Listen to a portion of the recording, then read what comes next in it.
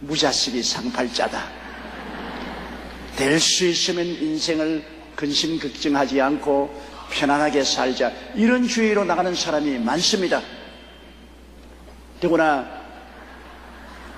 젊은 세대는 더 머리가 우리보다 발달을 해서 편안하게 살자. 그래서 점점 평안하고 안일하게 살기를 원하고, 또 사회가 발전되므로 남녀가 다 똑같이 직장 생활을 하게 되니까 자기의 꿈과 목표를 향해서 나가는데 그 지향스러운 가족이라는 것은 안 가지려고 하는 것입니다. 굉장히 큰 문제인 것입니다. 인구 증가율이 줄어들고, 현재 출산 장려를 해도 출산 연령에 있는 사람들이 출산을 안 하려고 하고, 그런 여러 가지 애로가 많습니다. 또 우리 나이 먹은 사람도 이 세상에 살면서 염려 근심이 없는 날이 없습니다. 우리가 신문을 보면은 모두 다 염려 근심거리가 기사로 나와 있습니다. 편안한 기사는 안 나와요. 또 나와도 재미가 없으니까 안 읽어보고, 전부 누가 이렇더라, 누가 저렇더라, 누가 망했더라, 누가 죽었더라, 누가 문제 생겼더라, 이런 것만 보려고 하기 때문에 매스컴에서도 그런 것 위주로 보고를 합니다. 안 본 것보다 못하고, 안 들은 것보다 못하고, 몰란 것보다 더 못한 이러한 기사들이 너무나 많습니다. 그 염려, 근심, 불안, 공포, 초조, 절망이 꽉 들어찬 세상 속에서 우리가 염려, 근심을 제끼고 살 수 있는 길이 어디에 있겠어요?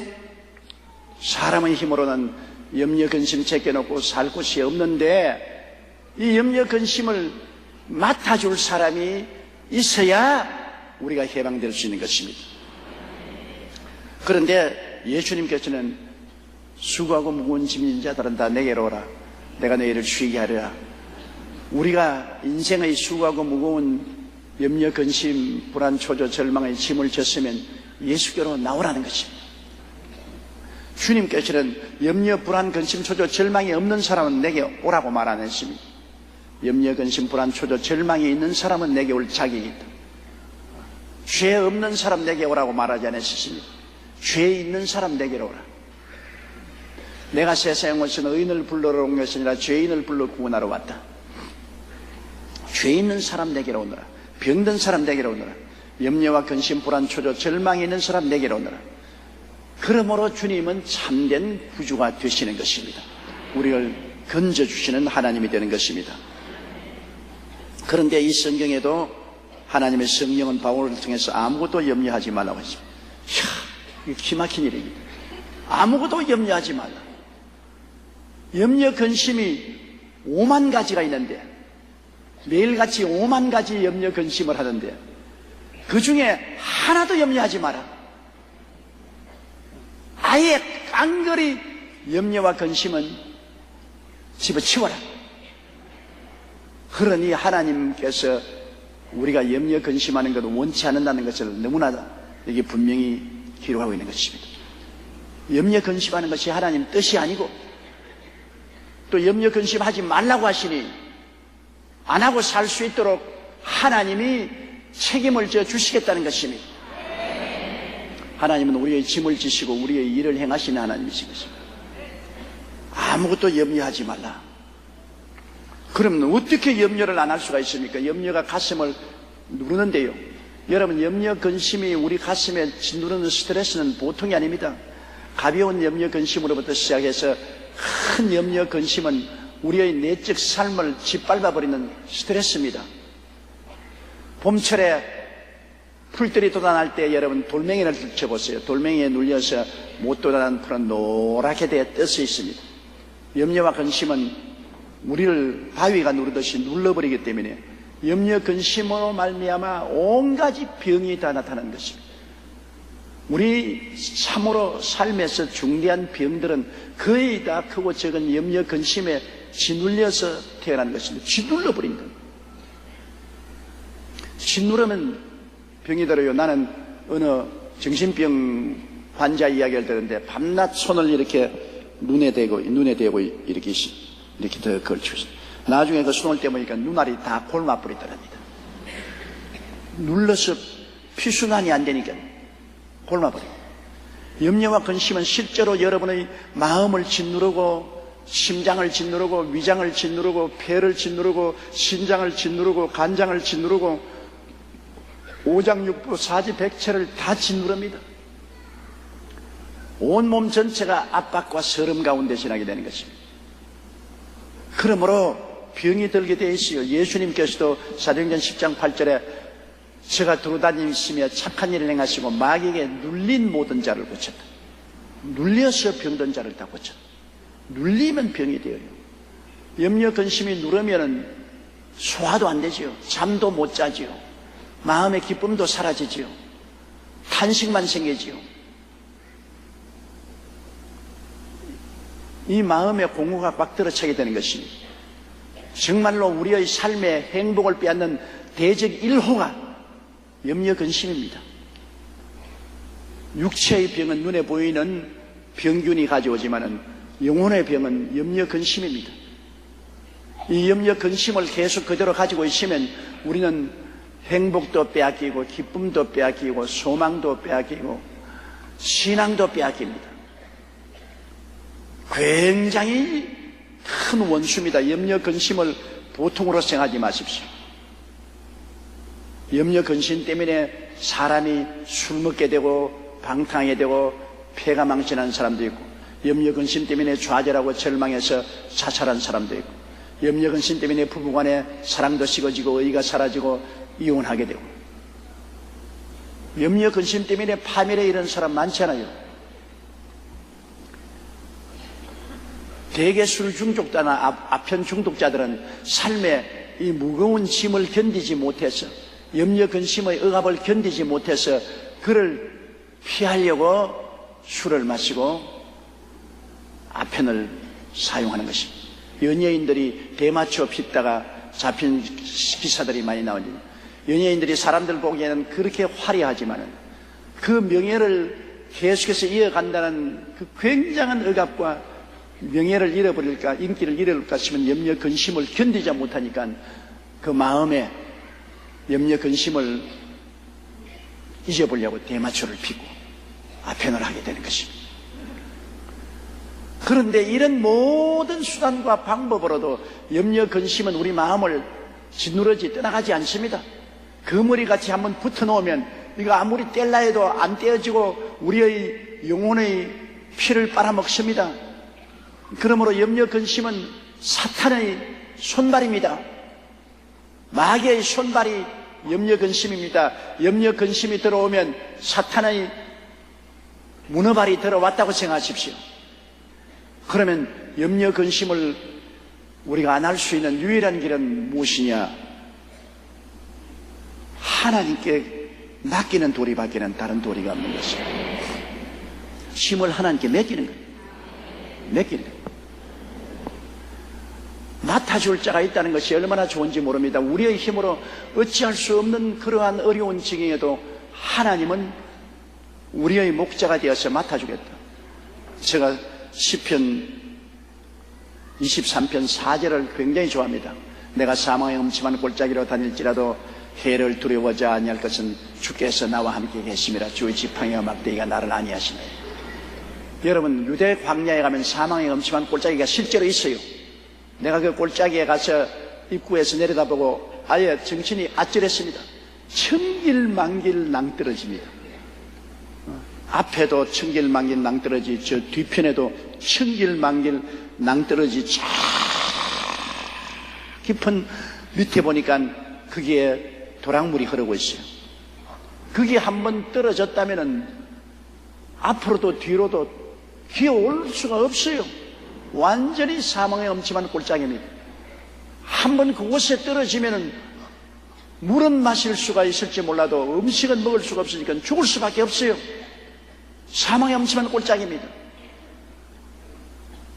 인간의 수단과 방법과 노력으로는 그 음침한 골짜기에서 나오지 못해요.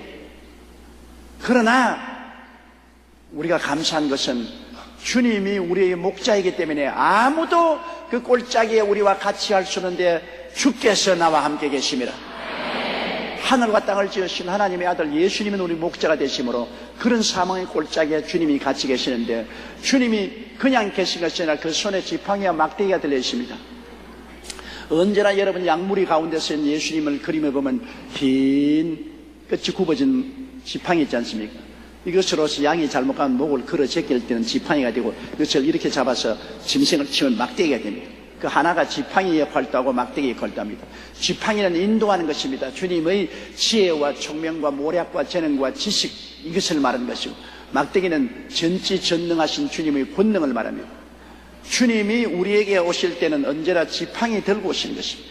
거기에는 주님의 지혜와 총명과 모략과 재능이 있고, 거기에는 주님의 전지전능한 권세가 있습니다. 이것으로서 우리를 끌어내는데, 어떻게 끌어낼지 우리는 몰라요. 성경에는 일을 행하는 야훼, 그 일을 지어 성취하는 야훼, 그 이름을 야훼라는 자가 이같이 이르노라. 너희는 내게 부르짖어라. 내가 내게 응답하겠고 내가 알지 못하는 크고 비밀한 일을 보여주리라. 하나님은 우리가 알지 못합니다. 하나님이 하시는 일을 우리가 어떻게 알아요? 하나님의 뜻은 너무나 높고 깊기 때문에 마귀도 알지 못하고 사람도 알지 못합니다. 하나님이 오시면 우리가 도저히 알 수 없는 그 깊은 하나님의 경륜과 섭리 중에서 일하기 때문에 큰 비밀의 역사를 나타냅니다. 하나님이 우리 하나님이 되시고 우리에게 소망이 되시는 것은 하나님이 비밀의 역사를 가지고 있기 때문인 것입니다. 하나님은 해답이 크고 비밀한 것입니다. 크고 비밀한 하나님의 지혜와 총명과 모략과 재능과 지식과 하나님의 권능으로 우리를 사망의 엄청난 골짜기에서 해를 받지 않고 나오도록 이끌어내 주시는 것입니다. 실제로 사망의 골짜기에 있는 것처럼 우리의 정신적인 염려 근심의 골짜기가 사망의 골짜기입니다. 염려 근심의 깊은 골짜기에 떨어져서 도저히 우리 힘으로 아동바동해도 나올 수가 없어요. 그래서 목매어서 자살하고, 높은 빌딩에서 뛰어내려서 자살하고, 한강에 투신하고, 도저히 염려 근심의 그 아득한 골짜기에서 죽음밖에는 피할 길이 없기 때문에 죽는 것입니다. 이 깊은 골짜기에 나를 찾아올 자가 누굽니까? 사람은 없어요. 못 찾아와요. 그 골짜기 입구에서 안타까워해도 골짜기 밑에 누가 내려가요? 염려 근심의 깊은 심년의 골짜기에 찾아 들어오시는 분은 우리 예수님밖에 계시지 않습니다. 왜? 예수님은 죽음보다 더 깊습니다. 예수님은 죽어서 음부까지 내려갔다가 주님께서 하늘까지 높아지시기 때문에 주님보다 더 높은 곳이 없으며 주님이 내려간 그 깊이보다 더 깊이 내려간 자가 없습니다. 주님은 모든 것을 다 통할하십니다. 그러므로 주님은 우리 염려 근심의 깊은 음침한 골짜기까지 다 내려와 오시는 것입니다. 아무도 내 마음 몰라. 맞았어요. 아무도 내 마음 누가 알아줘요? 남편도 아내도 자식도 부모도 몰라주는 깊은 염려 근심의 깊은 골짜기에 호련히 우리가 보면 예수님이 와 계신 것입니다. 예수님 목자로서 와 계십니다. 예수님 손에 그 지팡이와 막대기가 있습니다. 예수님 전지전능 무소부지하신 주님, 지혜와 총명과 모략과 재능과 지식을 가지고 권세와 능력으로 우리 가운데 와 계십니다. 주님이 손을 내밀고 내게 맡겨라. 염려와 근심을 내게 맡겨라. 그러므로 잠 못 이루는 그 밤에 주님께 엎드려 몸부림치며 주여 나는 못합니다. 나는 안 됩니다. 나는 할 수 없습니다. 나는 죽게 되었습니다. 내 영혼의 깊음 속에 들어오셔서 내 수고하고 무거운 짐을 맡아주시옵소서. 몸부림치면 주님이 오냐 걱정 마라. 내가 맡아주마. 주님이 맡아주시는 것입니다. 대개 염려 근심 걱정 깊은 골짜기에 떨어질 때는 자기가 하나님의 율법과 계명을 어기고 못된 짓 하다가 떨어져요. 못된 짓 하다가 나는 너무 못된 짓을 많이 했기 때문에 주님이 사망의 골짜기에 찾아오지도 않을 것입니다. 여러분, 자식이 못된 짓 하면 밉지요. 자식이 못된 짓 하면 밉습니다. 저놈의 자식 막 확 쥐어 박아버리고 그냥 후리 때리면 좋겠다. 나쁜 놈의 자식, 이놈의 자식 망해야 싸다 싸. 그러고도 아이고 불쌍해라. 아이고 저걸 어떻게 하노. 부모라는 것은 미우면서도 사랑하고 쥐어받고 싶으면서도 어루만져주고 싶고, 발길로 차고 싶으면서도 불구하고 또 건져주고 싶고, 부모가 된다는 것은 마음속에 이런 갈등을 가지고 있습니다. 갈등을 가지고. 그러나 자식이 못되게 굴어도 미움보다는 사랑이 더 많고, 쥐어받고 싶은 것보다도 어루만져주고 싶은 마음이 더 강한 것입니다. 그것도 자식이 눈물을 흘리고 회개하고 아버지 어머니 날 도와달라고 할 때는 어찌할 도리가 없습니다. 품어주지요. 계속해서 반발해 나가면 어디 죽도록 내버려 놓아라 하지만은, 회개하면 육신의 부모도 자식 버리지 않습니다. 하물며 하나님이 회개하는 사람 절대로 버리지 않습니다.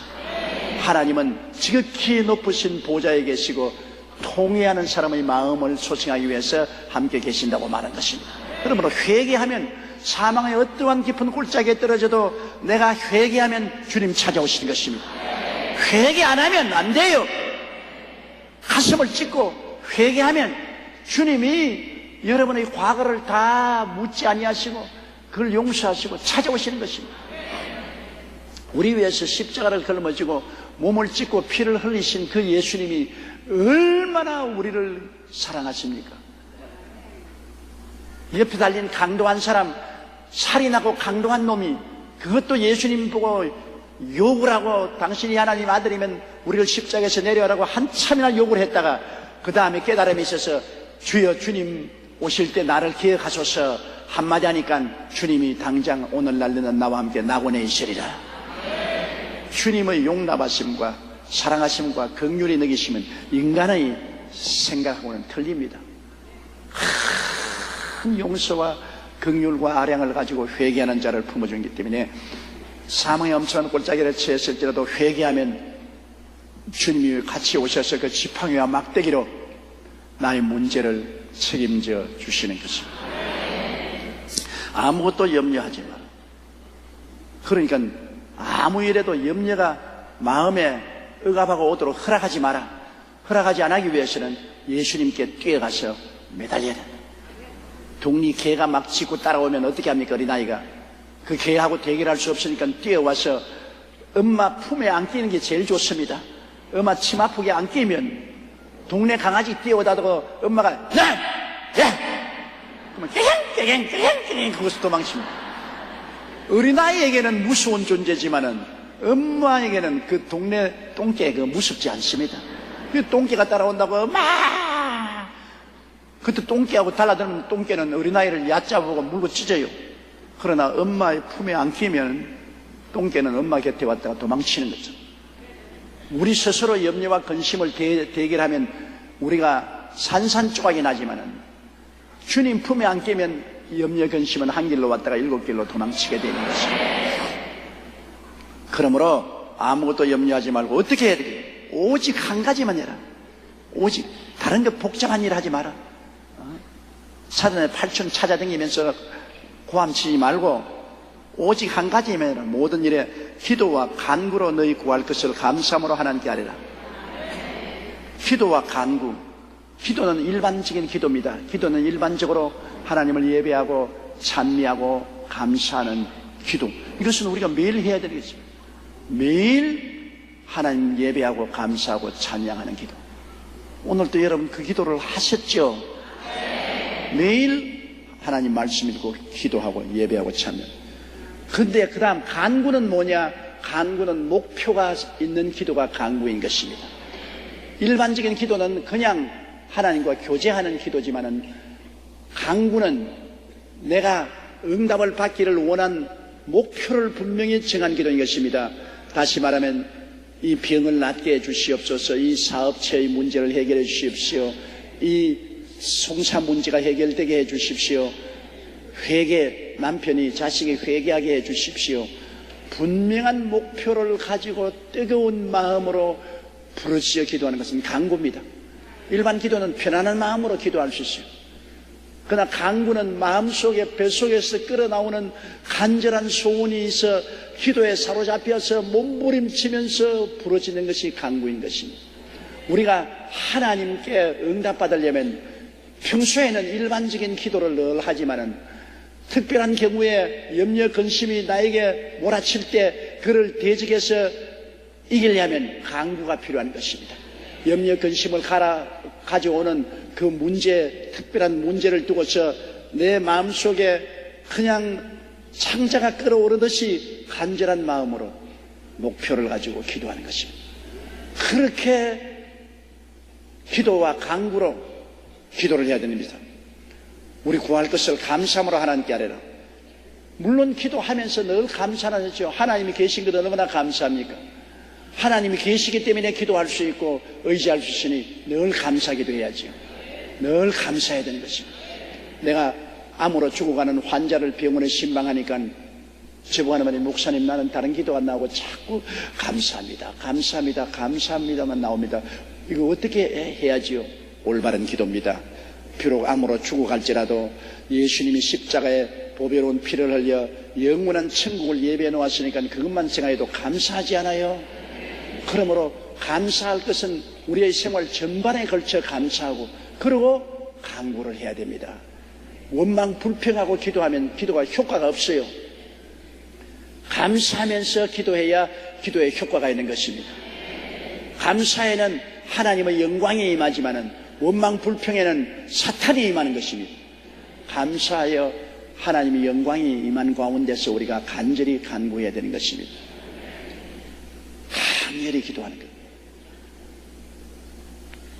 그러면 얼마나 간절히 기도해야 됩니까? 성령께 부탁해서 여러분의 마음이 하나로 집중되어서 그냥 부르짖을 산만한 기도는 효과가 없습니다. 여러분께서 확대경을 가지고 종이에 구멍을 뚫으려고 하면 한 곳에 초점을 맞춰서 초점 맞추면 여기가 모락모락 나고 구멍이 뚫어집니다.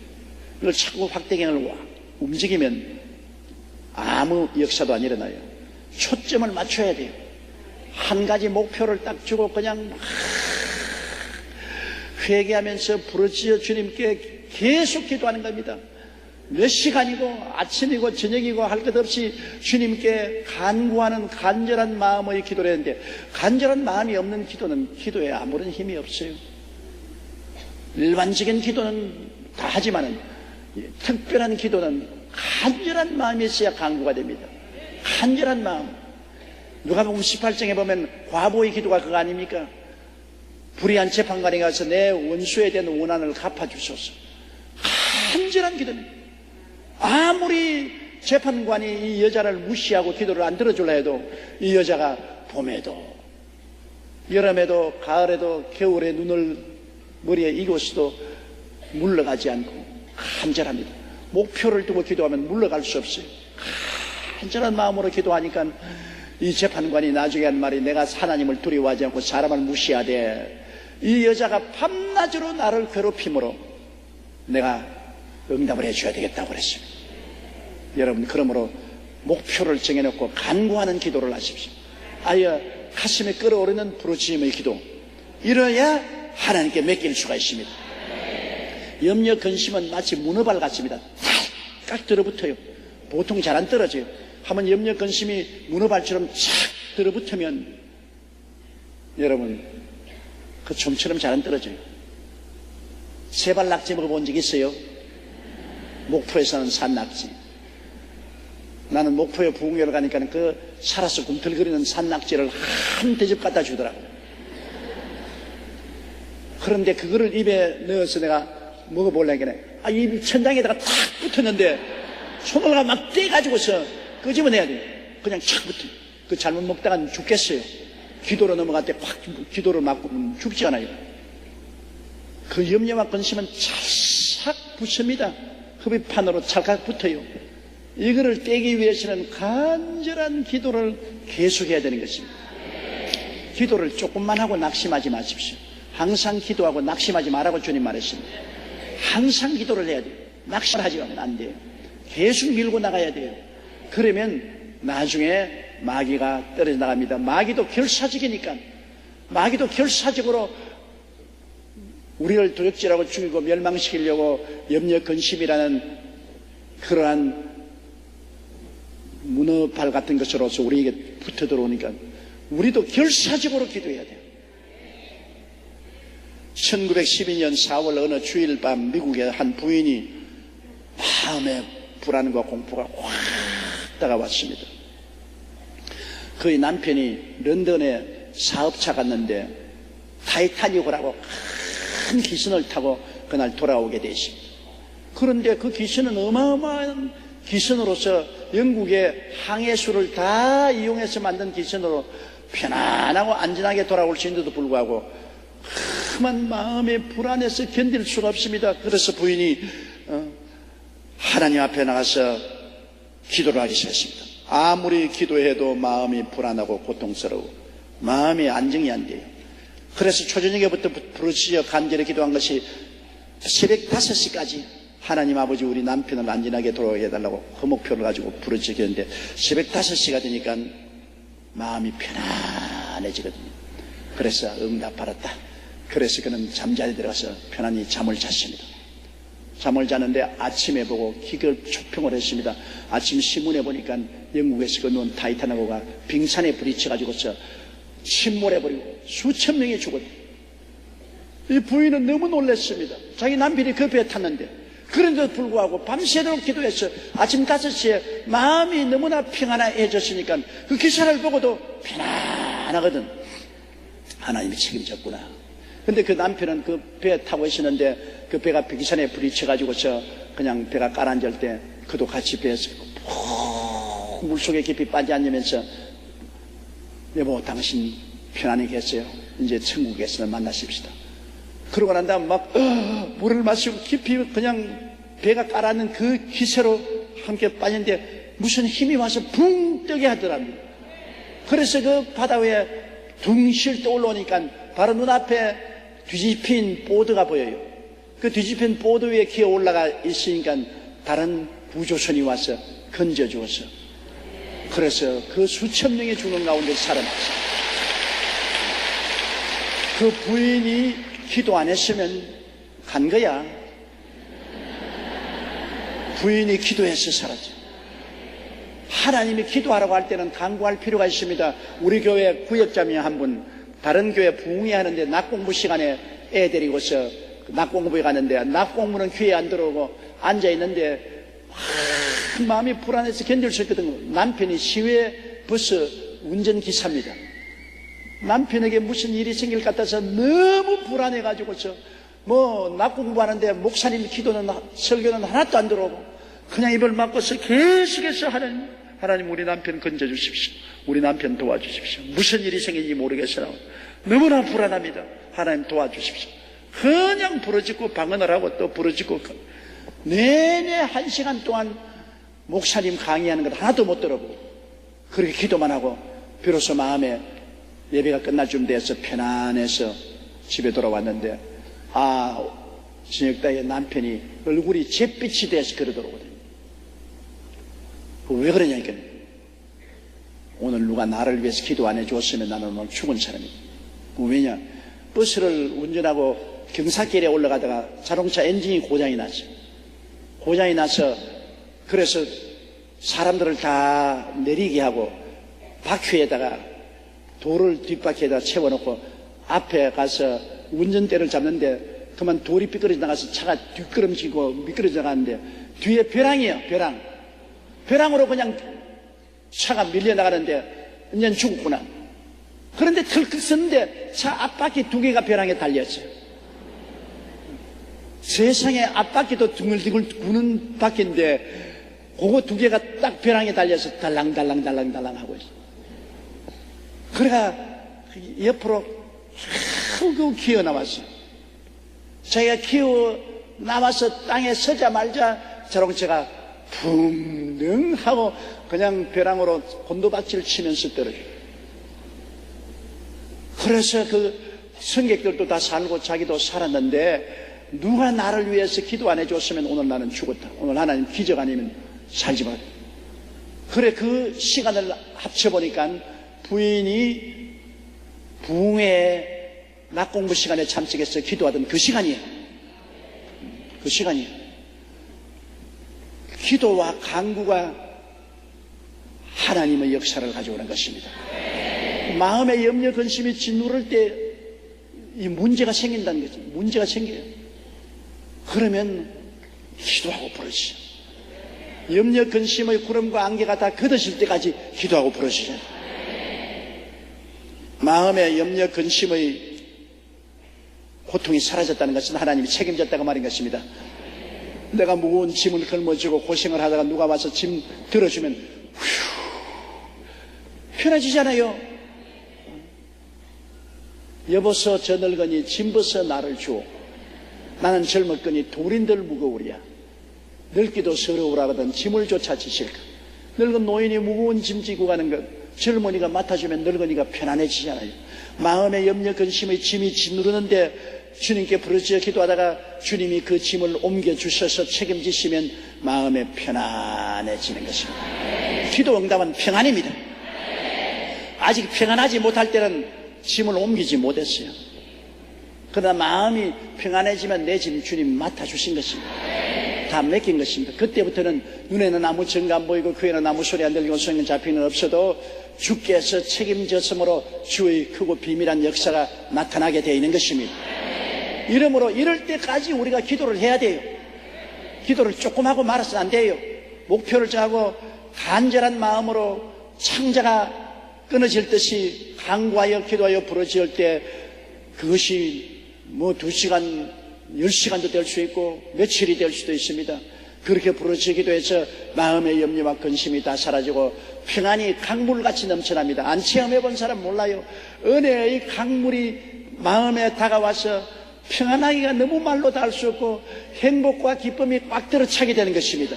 그럼 응답받았어요. 응답되었다. 문제가 해결되었다. 하나님의 기적이 일어났다. 이제는 기다리기만 하면 되는 것입니다.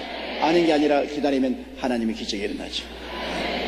아무것도 염려하지 말고 오직 모든 일에 기도와 간구로 너희 구할 것을 감사함으로 하나님께 하리라.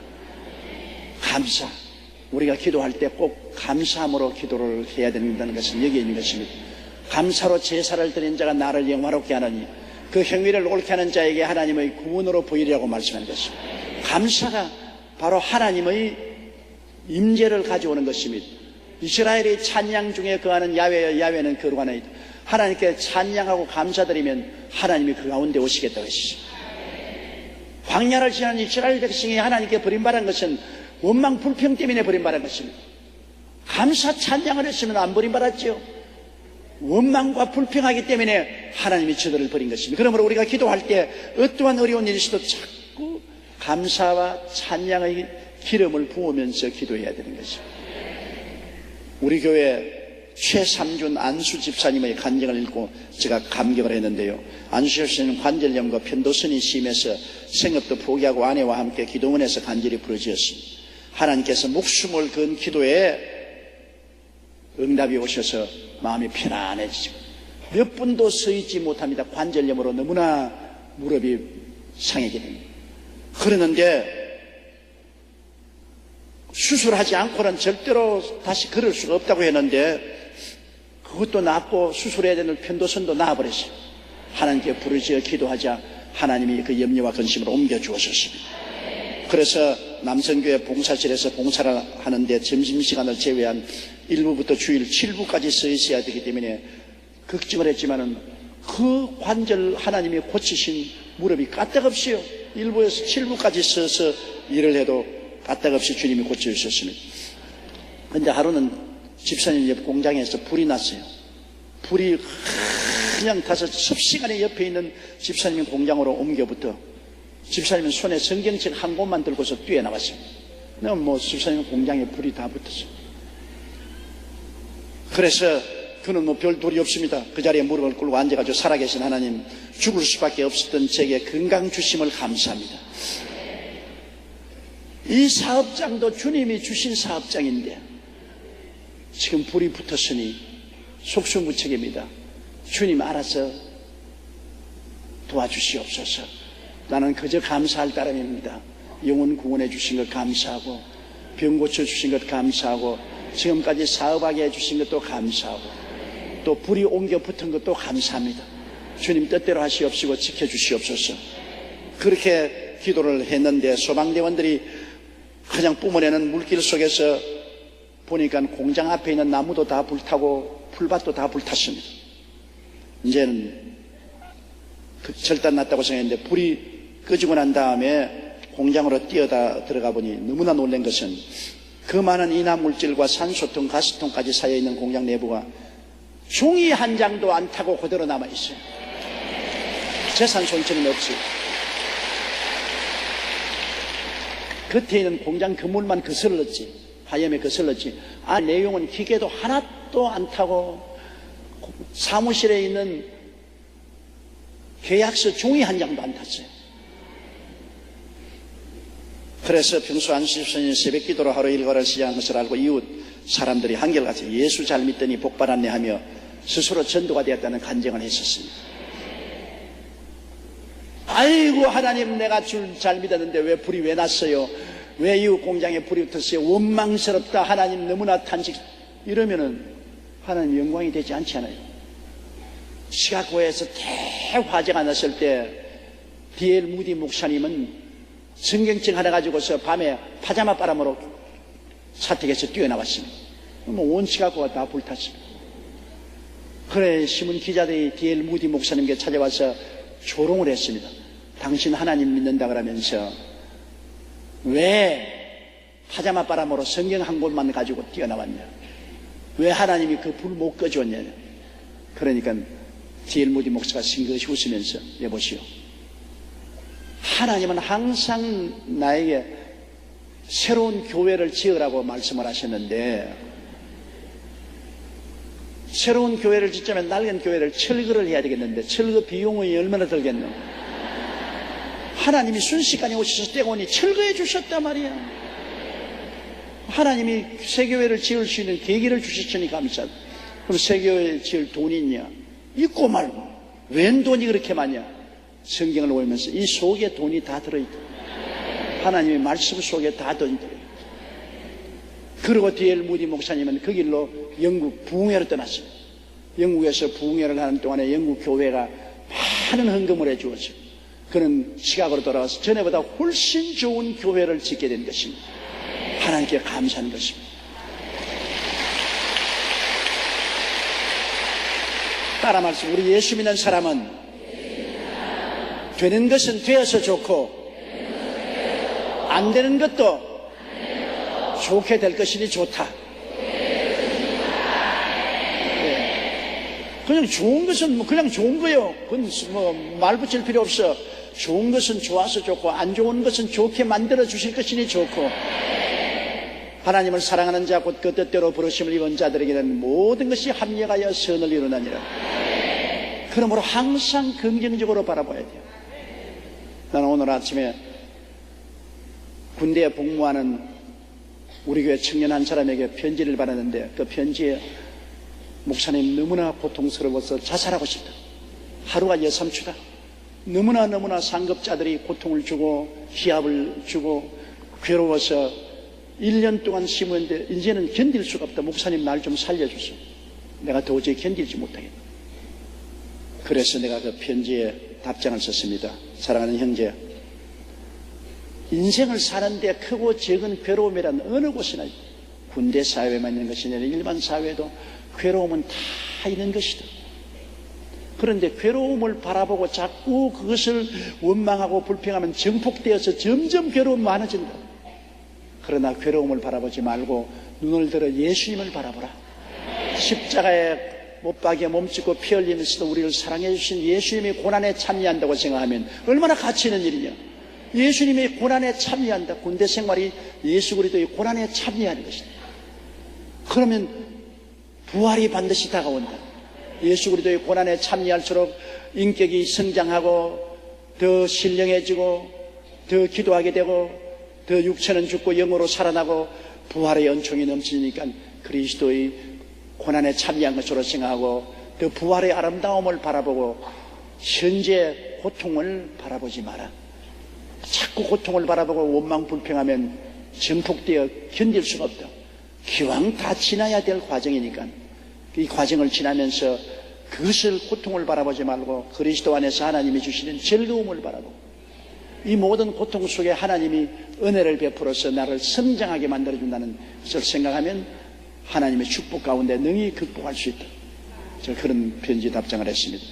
내가 이야기를 읽어보니까 어떤 감옥소에 죄수 두 사람이 갇혀 있는데, 한 사람은 창살을 통해서 늘 하늘을 쳐다봐요.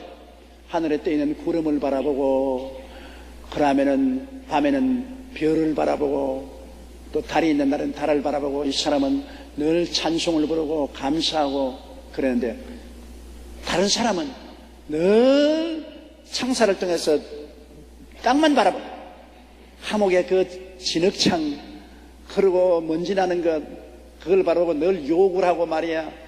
이놈의 인생 진흙창 같은 이놈의 인생 팔자 고약하다, 그냥 확 뒤어져라, 그냥 욕을 하고 말이지. 늘 불평했어요. 똑같은 감옥에서 한 사람은 하늘을 쳐다보고 늘 노래를 부르면서 종이에서 시를 적었어요. 아주 아름다운 시를 적었어요.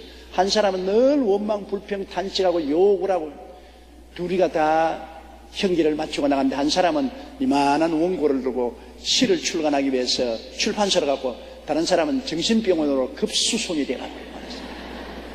똑같은 감방에서 똑같은 창살을 내다보았는데, 한 사람은 긍정적으로 바라보고 다른 사람은 부정적으로 바라본 것입니다.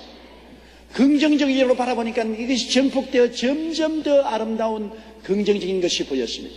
부정적인 것을 본 사람은 한번 원망하면 원망의 새끼를 쳐요.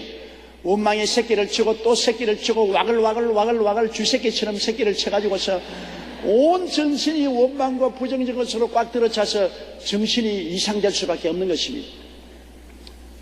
우리가 인생을 살 때 정말로 긍정적으로 산다는 것은 굉장히 삶의 유익과 행복을 가져오는 길이 되는 것입니다. 부정적으로 살면은 모든 것이 원망투성이가 되는 것입니다. 그러므로 아무것도 염려하지 말고 오직 모든 일에 기도와 간구로 너희 구할 것을 감사함으로 하나님께 아뢰라. 그 다음 7절요. 그리하면 모든 지각에 뛰어난 하나님의 평강이 그리스도 예수 안에서 너희 마음과 생각을 지키시리라. 여러분, 기도하고 오는 평안은 우리의 지각을 뛰어넘습니다. 왜 편안한지 몰라요.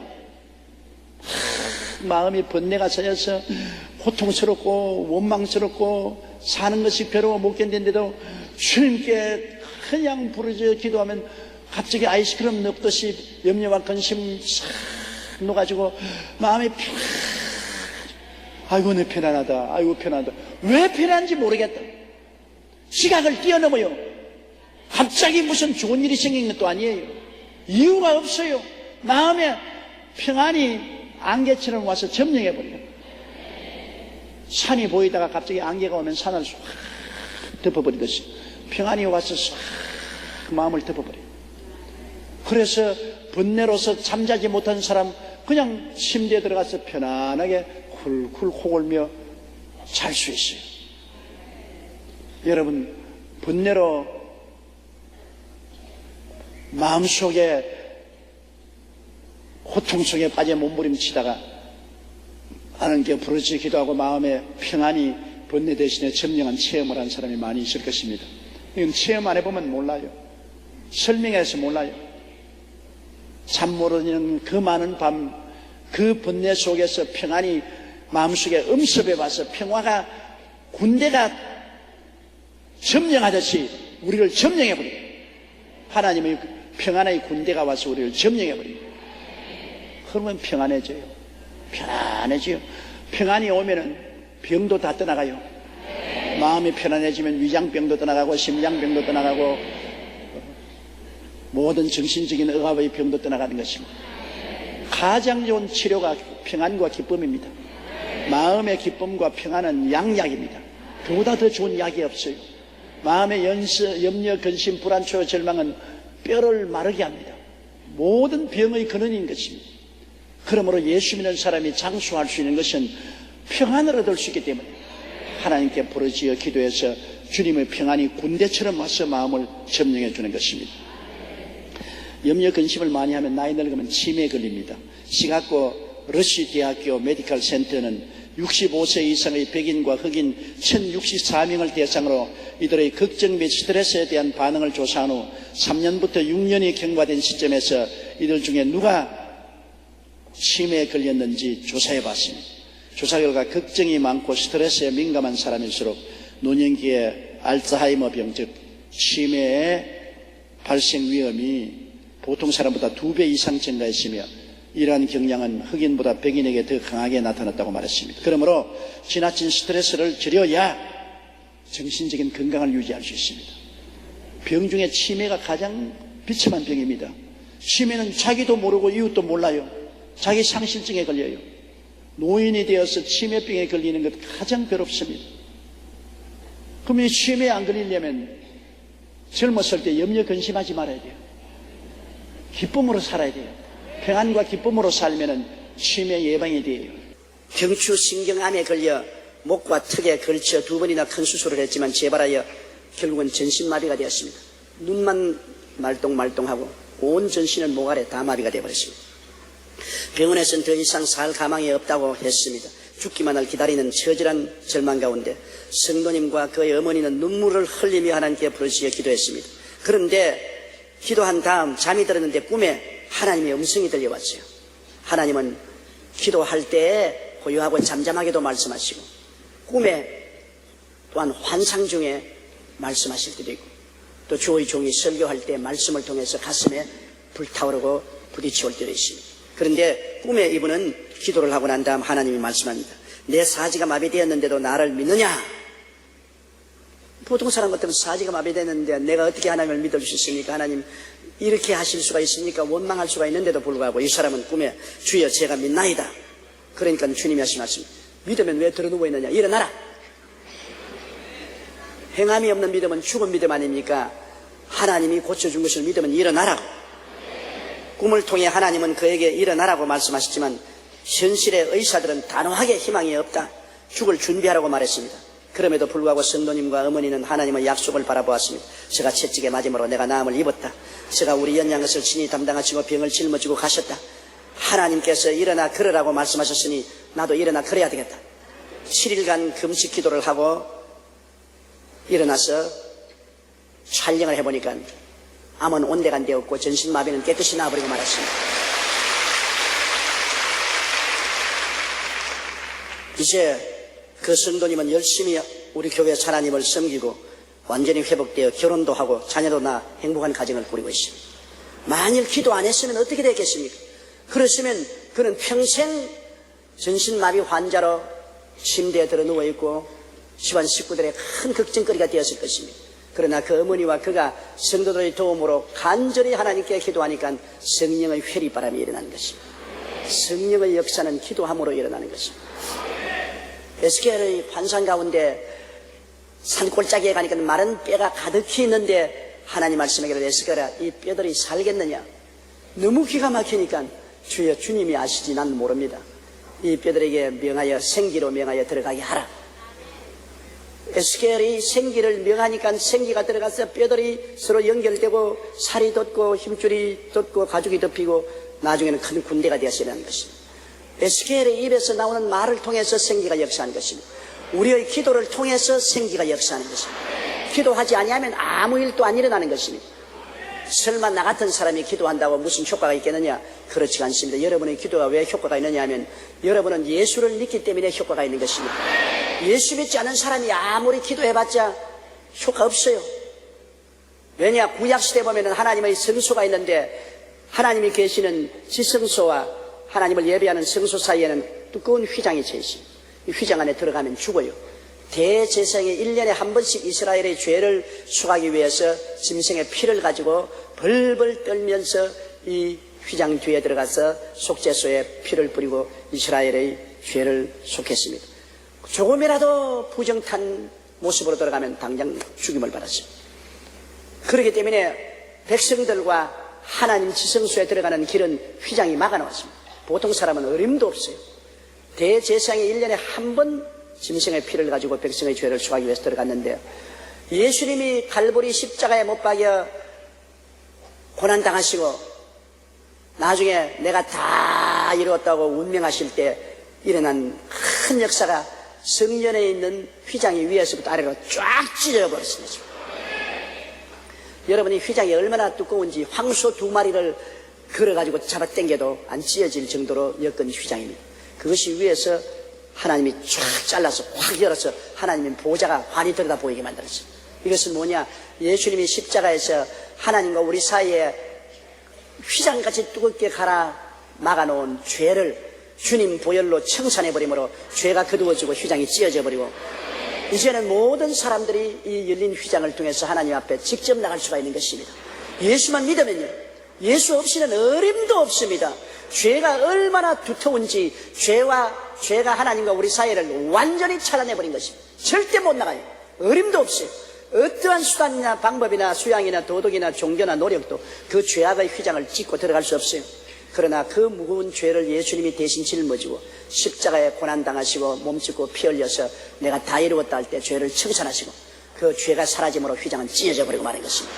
그러므로 오늘 예수 그리스도 이름과 보혈을 의지하면 하나님의 보좌 앞에 직접 나갈 수가 있기 때문인 것입니다. 하나님은 전지 전능 무소 부지하시지 않습니다. 하나님은 우리를 사랑하지 않아요. 하나님이 세상을 이처럼 사랑하사, 세상이 바로 우리 아닙니까? 하나님이 우리를 이처럼 사랑하사 독생자를 주셨는데 사랑하시기 때문에 하나님은 우리의 기도를 들어주시기를 원하시는 것입니다.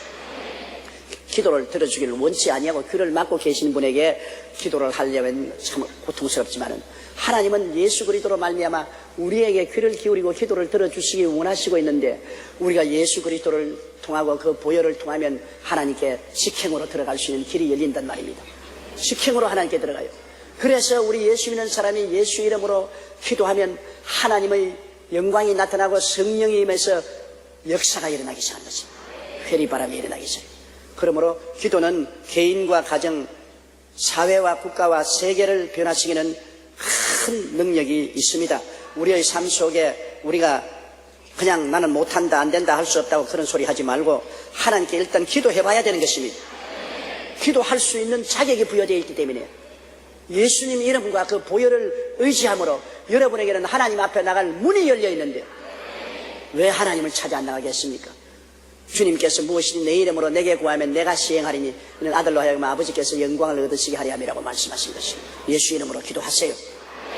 우리 교회 제2성경 박준환 집사님의 간증은 기도의 힘이 얼마나 우리 개인 생활에 영향력을 주는가를 보여줍니다. 큰딸의 초등학교 1학년 방학식에 만난 담임선생님이 따님의 성적이 중간 수준에 오락가락하니 방학 기간에 학원에 보내서 좀 공부를 시켜서 성적이 올라가게 하세요. 그렇게 말했습니다.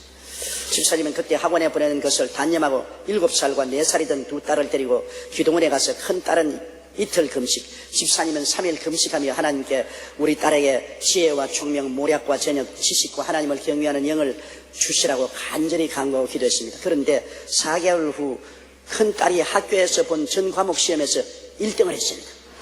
중간도 못 올라가고 빙빙 돌던 딸이 기도를 통해서 하나님이 지혜와 총명과 모략과 재능과 지식을 주심으로 1등을 했죠. 또 큰딸은 중3이 되었을 때 봉사해야 하나님이 기뻐하신다며 유치부 보조교사로 봉사했습니다. 집사님은 자녀들을 철저히 성령님과 동업하면서 키웠습니다. 큰딸이 고3 때 공부와 수면시간 부족으로 봉사를 중단하고자 했을 때 딸을 설득했습니다. 네가 하나님을 섬기면 하나님이 복을 주셔서 대학 시험도 무사히 합격할 수 있게 될 테니까 대학 입시 준비에 바쁘고 피곤하다고 교회 봉사하면 되겠느냐? 봉사하고 기도하자. 그래서 계속 기도해 긴 결과에 큰딸의 성적은 계속 향상되어 서울 공대 특차 입학이 된 것입니다. 요사이 자녀를 가진 부모는 자녀 시험 문제에 얼마나 관심이 많지 않습니까? 그런데 우리에게 지혜와 총명을 주시는 이는 하나님이신 것입니다. 우리가 하나님을 섬기고 하나님 믿고 기도하면 하나님이 성령으로 지혜와 총명을 주시면 못할 일이 없지 않아요. 그러므로 기도가 우리의 자녀 양육에, 우리의 직장 생활에, 사회 생활에 문제를 해결하는 능력을 우리에게 허락해 주시는 것입니다. 여러분, 지혜란 뭡니까? 지혜란 문제를 해결하는 능력입니다. 그런데 기도하면 성령이 우리에게 지혜를 주셔서 문제를 해결하고 어려움을 극복하고 나갈 수 있는 힘을 주기 때문에 머리가 되고 꼴이 되지 않고 위에 있고 아래 내려가지 않고 남에게 꾸어줄지라도 꾸지 않는 역사가 일어나는 것입니다. 이 세상 삶은 지식의 경쟁 전에 지혜의 경쟁입니다. 문제를 해결할 수 있는 능력입니다. 능력.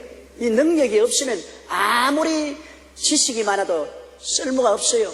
동경대학을 나오고 하버드 대학을 나왔다 하더라도 그건 지식을 얻었지. 그 지식을 사용할 수 있는 지혜가 없으면 아무 소용이 없습니다. 인류 대학을 나온 사람이 아랫목 차지가 내 차지로 뒹굴고 있는 사람 많습니다. 그러나 학교를 다니지 못하고 좋은 졸업장이 없다 할지라도 훌륭한 기업을 일으키고 놀라운 역사를 한 사람이 많이 있습니다. 지혜가 문제를 해결하는 능력이 되는 것입니다. 미국의 자동차 왕 헨리 포드가 대학을 나왔습니까? 대학을 못 나왔잖아요. 그래도 그는 자동차를 발명해가지고서 세계 문명을 변화시켜 놓은 역사를 베풀지 않았습니다. 반드시 정상적인 호수를 통해서 학업을 해야 되는 것이 아닙니다. 여러분, 지혜를 얻으면 지혜는 얼마든지 문제를 해결할 수 있습니다. 이러므로 지혜는 어디서 얻느냐? 지혜는 하나님께로부터 얻을 수가 있는 것입니다. 야고보서에 누구든지 지혜가 부족하거든 꾸짖지 않고 후히 주시는 하나님께 구하라. 그래야만 주시리라고 말씀한 것입니다. 이러므로 기도가 바로 성령의 역사를 통해서 우리에게 지혜를 얻게 해주신 것입니다. 저는 목회 47년을 했지 않습니까? 앞으로 3년만 더 하면 목회 희년 50년을 하는 기록을 세우게 되는 것입니다. 저는 지금 돌이켜볼 때 47년간 이 교회를 천막교회에서 오늘 이 큰 교회로 세우기까지 항상 주님께 매달려 기도했고 발걸음마다 주님이 지혜를 주셔서 지금까지 오게 된 것입니다. 조용기의 지혜나 지식으로 한 것은 없습니다. 제가 지금 돌이켜보면 이거는 겸손해서 한 말이 아닙니다. 실제로 모든 일에 주님께 엎드려 기도하는데 주님이 지혜를 주셨습니다. 말씀의 지혜를 주시고 문제 해결의 지혜를 주시고 목회의 지혜를 주시고 주님께로부터 지혜를 받아서 문제를 해결하다 보니까 자꾸 교회가 성장하고 자라서 오늘날 대교회가 된 것입니다. 그러므로 무엇보다도 금이나 은보다도 지혜를 구하십시오. 하나님께 지혜를 구하면 하나님이 역사해 주시는 것입니다. 이러므로 바울 선생은 비록 데살로니가를 떠나서 고린도에 와 있어도 데살로니가 교인들을 보고 주야로 심히 간구한 것입니다. 간절히 그들을 위해서 간구하고 빨리 데살로니가를 건너가서 그들 얼굴을 보고 믿음에 부족한 것을 채우기를 원하셨습니다. 우리가 예수를 믿지만 믿음에 부족한 점이 많지 않아요. 믿음의 지식이 부족하면 열정만 가지고 믿는다고 해서 안 되는 것입니다. 신앙이라는 것은 지식도 있고 성령도 충만해야 되는 것입니다. 열정만 가지고 있다고 해서 신앙이 잘 되는 것이 아닙니다. 바울 선생은 데살로니가 교인들이 아직 어린 아이들이라 예수는 지 얼마 되지 않으므로 성령은 충만하고 열정적인 신앙은 가고 하나님을 뜨겁게 믿고 사랑하고 소망을 가지고 있으나 아직까지 신앙에 대한 지식이 많이 부족하므로 어찌하든지 가서 그 지식을 보태주기를 원한 것입니다. 저는 우리 성도들에게 주야로 언제나 부족함이 없이 세우기를 원하는 것은 정체성 확립인 것입니다. 여러분, 오늘날 너무나 많은 성도들이 자기가 교회 왔다 갔다 하면서도 하나님 앞에서 정체불명의 사람들이 되어 있습니다. 정체불명의 사람이 되어 있습니다. 자기가 누군지를 모릅니다. 당신 예수 그리스도 안에서 어떠한 사람입니까? 몰라요. 우리 목사님이 알지 나는 잘 몰라요. 그런 사람이 굉장히 많아요. 사람이 자기가 그리스도 안에서 누군지를 확실히 모르면 믿음에 담대한 힘이 전혀 없습니다. 자기가 누군지 모르는데 다른 사람을 어떻게 인도하며 어떻게 자기가 담대할 수 있는 것입니까? 정체성 확립이라는 그것을 저는 우리 성도들에게 언제나 주려고 애를 쓰고 있는 것입니다. 그럼 정체성 확립을 어디서 얻나요? 우리의 정체성, 우리의 신분은 예수 그리스도 십자가에서 얻을 수가 있는 것입니다. 십자가에 못 박인 예수 그리스도를 통해서 우리가 새로운 신분을 얻어야 돼요. 누구든지 그리스도 안에 있으면 새로운 피조물이라. 이전 것은 지나갔으니 보라 새 것이 되었도다. 이전에 우리 어머니와 아버지의 품에서 태어난 아담의 자손, 타락한 인간으로서 살던 옛 사람은 다 지나가 버리고 그리스도 안에서 우리는 중생하여 새 사람으로 태어났으니까 새로운 신분을 분명히 알아야 되는 것입니다. 새로운 신분을 모르면 자기가 정체불명의 사람이 되니까요. 하나 깨나 자기의 새로운 신분을 확실히 알아야 되는 것입니다. 그럼 어떻게 신분을 합니까? 예수님이 십자가에서 나를 위하여 무엇을 이루게 주었느냐? 그것을 우리가 확실히 알아야 돼요. 실제로 예수님은 십자가에서 내 죄를 대신 청산해 주었습니다. 십자가에서 나의 일생의 죄를 대신 짊어지고 다 청산해서 용서해 주었기 때문에 십자가는 나에게 어떠한 신분을 주느냐? 용서받은 신분, 십자가를 통하여 의롭게 된 신분, 하나님께 영광을 받을 수 있는 신분을 허락해 주신 것입니다. 용서받은 의인으로 하나님의 영광에 참여할 수 있습니다. 아담과 하와가 범죄했을 때 하나님의 영광이 떠나고 벌거벗어 버리지 않습니까? 오늘 세상 사람들은 다 죄로 벌거벗은 사람들이에요. 하나님 앞에 설 수 없습니다. 그런데 예수님의 십자가의 보혈로 죄가 용서받고 의로운 옷을 입혀주시고 하나님의 영광을 누리게 만들어주신 것입니다. 그러므로 우리가 그리스도 안에서 얻은 첫째 신분은 용서받은 의인으로 하나님의 영광을 누리게 된 신분인 것입니다. 따라 말씀해주세요. 용서받은 의인으로 하나님의 영광을 누리는 신분이 되었습니다. 이러므로 항상 예수님을 바라볼 때 용서해 주시고 나에게 의로운 옷을 입혀 주셔서 하나님의 영광을 체험할 수 있게 해주심을 감사합니다. 아담과 하와는 하나님이 두려워서 나무 뒤에 숨었습니다. 벌거벗었으니까. 우리는 숨지 않고 예수 이름 의지하고 보혈을 의지해서 용서받은 의인이 되어서 하나님의 영광 앞에 설 수 있는 신분이 된 것입니다. 둘째로 우리가 변화된 신분은 예수 그리스도의 십자가의 보혈로 세상과 마귀의 올무에서 벗어나서 거룩하게 되고 성령 충만한 신분을 얻게 된 것입니다. 우리가 세상에는 세상의 탐욕으로 꽉 얽히고 세상 마귀와 탐욕에 잡힌 종살이였습니다. 세상과 마귀를 벗어나지 못했어요. 자나깨나 세상과 마귀에 얽매여서 탐욕의 노예가 되어 살았습니다만 예수 그리스도를 믿고 난 다음 보혈의 능력으로 세상과 마귀의 올무에서 벗어나서 이제는 하나님 앞에 거룩하게 되고 성령으로 충만해서 아버지를 사랑하고 예수님을 사랑하고 성령님을 의지할 수 있게 된 것입니다. 이런 굉장한 기적이 일어난 것입니다. 기적 중에 기적이 세상과 마귀에 얽매여서 아버지와 아들과 성령과 천국을 전혀 모르던 여러분이 예수님으로 말미암아 그곳에 해방되어 아버지와 아들과 성령과 영생을 아는 지식을 얻게 됐다는 것은 기적 중에 기적인 것입니다. 이것을 깨달았다는 것은 얼마나 놀라운 것입니까? 이게 보배로운 것이고 값으로 계산할 수 없는 축복인 것입니다. 어쩌다가 세상과 마귀밖에 모르던 우리들이 하나님을 아버지로 알고 예수님을 구세주로 알고 나를 도우시는 성령님께서 나와 함께 계신 것을 알고 천국을 알게 되었는가? 이것은 여러분 돈으로 환산할 수 없는 지식인 것입니다. 이 신분을 얻었어요. 나는 예수 그리스도를 통해서 아버지를 알고 거룩하게 되고 성령 충만하게 대한 신분을 얻게 된 것입니다. 따라 말씀하세요. 예수님을 통해서 세상과 마귀에서 연하고 아버지의 자녀가 되고 성령으로 충만한 신분이 되었습니다. 이건 내가 노력해서 된 것 아니에요. 하나님이 그냥 선물로 주신 거예요. 제가 말하는 이 새로운 신분은 힘이나 노력으로 된 것이 아니고 그냥 선물로 하나님이 주신 것입니다. 믿음으로 받아들이면 되는 것입니다. 세 번째 나의 새로운 신분은 예수님께서 십자가에서 우리의 연약과 병을 짊어지고 가셨습니다. 성경에는 제가 채찍에 맞음으로 너희가 나음을 입었다고 말씀했었고 성경에는 제가 우리 연약한 것을 친히 담당하시고 병을 짊어지셨다고 했어요. 예수님이 우리 마음의 병, 육신의 병, 가정의 병, 생활의 병을 모두 다 짊어지고 가셨습니다. 병이란 뭡니까? 비정상적인 것은 다 병입니다. 몸이 정상적으로 운행하면 건강하죠. 위가 비정상적이 되면 위병이 걸리죠. 폐가 비정상적이면 폐병이죠. 심장이 비정상적이면 심장병이죠. 관절이 비정상적이면 관절병이죠. 몸이 비정상적으로 되면 다 병이 되는 것이고 여러분 가정이 비정상적이 되어서 부부간에 물고 찢고 싸우고 부모 자식 간에 원수가 되면 가정이 병들었지 않습니까? 우리가 사회생활에 직장을 얻지 못하고 직장을 얻으면 늘 쫓겨나가고 수입이 없고 생활이 안 되면 그 비정상적이라는 것입니까? 그것도 병 아닙니까? 모든 비정상적인 것은 다 병인 것입니다. 예수님이 우리 병을 고친다는 것은 육체의 병만 고친다고 생각하지 마십시오. 마음이 불안, 공포, 좌절, 절망, 슬픔, 미움으로 꽉 들어차 있으면 비정상적인 거 아닙니까? 비정상적인 우리를 정상적으로 만드는 것이 고치는 것입니다. 자동차가 고장이 나면 비정상적이지 않습니까? 그럼 자동차 기술자가 와서 고치면 정상적이 되면 엔진이 걸리고 달리지 않습니까?